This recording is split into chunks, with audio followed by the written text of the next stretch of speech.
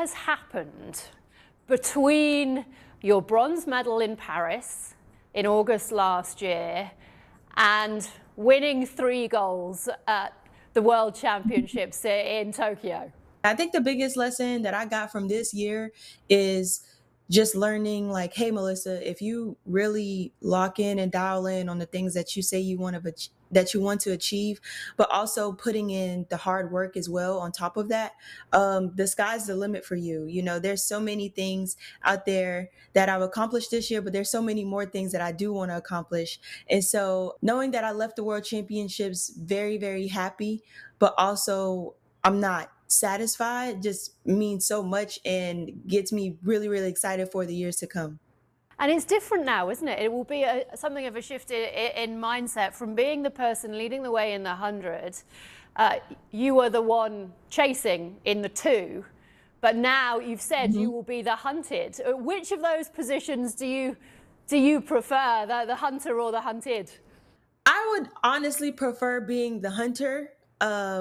It's definitely going to be a new type of feel being the one that's going to be hunted, but I think I'm up for the challenge. And it's just going to challenge me to, tap into another part of my mind that I've probably never been before, or just, finding ways to stay on top. I think is going to be the biggest challenge, but also I think it's going to be a fun challenge. There was a lot talked about the synergy really in Tokyo, the fact that the person before you doing the double in the 100 and 200 was the great Shelly-Ann Fraser-Pryce, and you were able to share that last moment of hers on the track in the relay.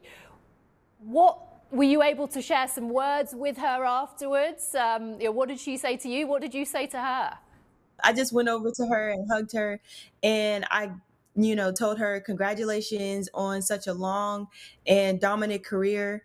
And she was like, you're doing so well. I'm so proud of you. And I just looked at her and I was like, I'm trying to be like you. And she's like, you're well on your way. And so to hear those words come from one of the most dominant people ever in women's short sprints just means the world to me, even though for a long time people look at the women's sprints as a rivalry between Jamaica and America.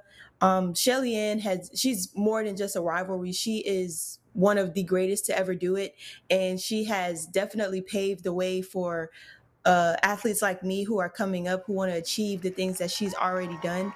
And so sharing some of her last moments on the track with her just means a lot to me. When you reflect on 2025, it's going to take some beating this now, isn't it? Not only what you've achieved at the World Championships, you also got married just a few months ago. So congratulations on that as well. But how do you top it? Yeah, so I think what we'll start out with is we'll just have like a little wedding renewal, to set the tone for the year.